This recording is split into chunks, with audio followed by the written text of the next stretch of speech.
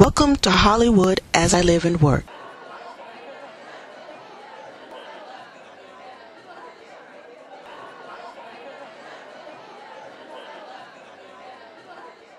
There's a lot of interesting films out there, and there are a couple projects that are happening this summer that I think are interesting. Tyler Perry has an interesting film that he's shooting this summer for Colored Girls, and is it a little louder, Mike? Oh yeah, that's a lot much louder. better. Great.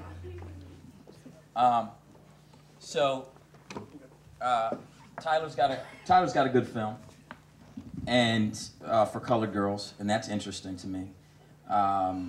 Lee Daniels is doing a movie called Selma on Dr. King, and that's an interesting project.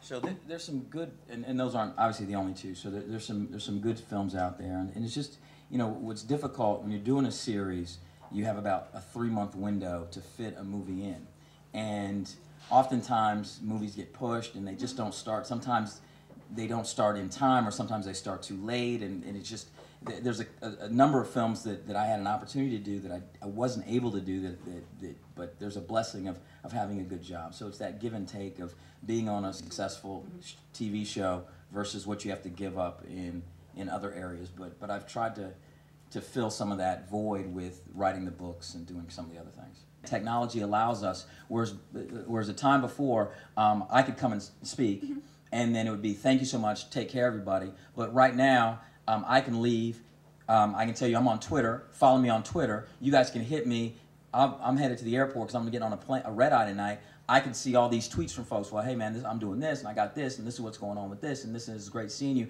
And there are touch points that we now have that make it a lot less work intensive to stay in connection. Now, how do we monetize that? Yeah. How do we figure out a way to work together? What we do is that we use these networks and these touch points in terms of electronic touch points and say, okay, you got this product, I have, you know, however many, 75,000 people follow me on Twitter, for instance.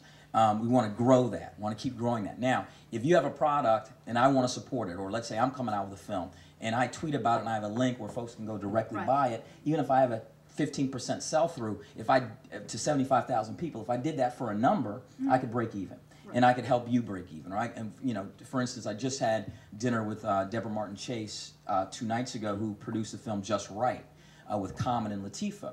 And she wants me to host. I'm not in, you know, this is interesting. Now watch this. I'm not in the movie. In fact, when they were casting the movie, they didn't even ask me to be in the movie. But they're asking me to promote the movie, which is okay, because it's me practicing what I preach. So she said, Hill, will you host in a screening in LA for my movie? Because this is the type of movie that we have to show works. And it shows us in a great light, etc. She wanted me to come to a screening first. I went to a screening, and then, you know, I said, I will support you, I will help.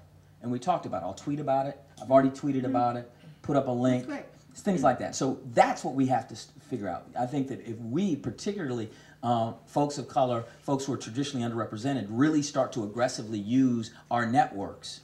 You know, you see it happening in a grassroots format with Tyler. Tyler's done very well. Right. No. And remember that's an understatement. But no, I'm saying he's done very well in terms of having touch points with people. You know, his movies open at 30, 40 million because of the touch points, because he toured. And I'm finding the same type of reaction when I tour with my books and do my motivational talks, that now people feel me in a different way.